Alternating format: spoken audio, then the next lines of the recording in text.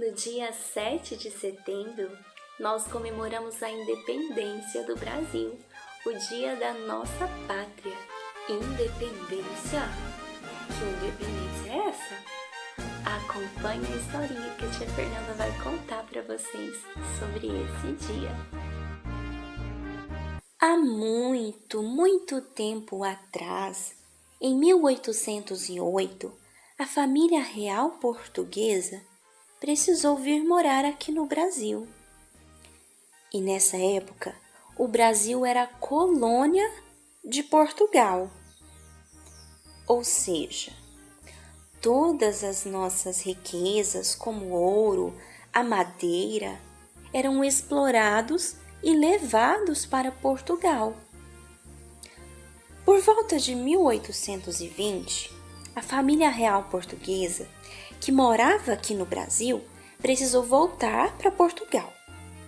Então, Dom João VI nomeou seu filho Dom Pedro como príncipe regente aqui do Brasil.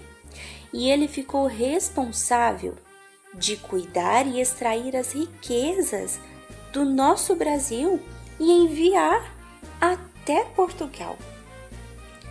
Porém, Dom Pedro se apaixonou pelo Brasil, se apaixonou pela nossa pátria e começou um processo para que o Brasil deixasse de ser colônia de Portugal e fosse um país independente.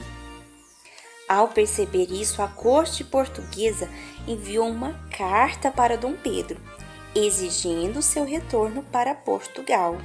Porém, no dia 9 de janeiro, Dom Pedro recebeu um manifesto do povo brasileiro, pedindo que ele não abandonasse o país. Dom Pedro, então, resolveu ficar aqui no Brasil, e esse dia ficou conhecido como o Dia do Fico. A decisão de Dom Pedro foi pronunciada ali no meio do povo.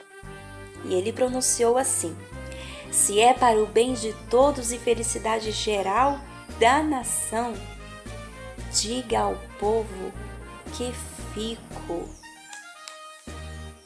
Dom Pedro passou a ser chamado de Dom Pedro I.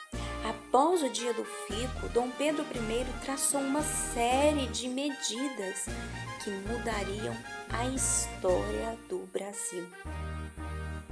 Até que no dia 7 de setembro de 1822, às margens do rio Ipiranga, em São Paulo, Dom Pedro I declarou a independência do Brasil, gritando aos seus soldados: independência ou morte! E todos os soldados gritavam: independência, independência! Então, 7 de setembro de 1822, raiava a liberdade no horizonte do Brasil. E assim nossa pátria fica livre de Portugal.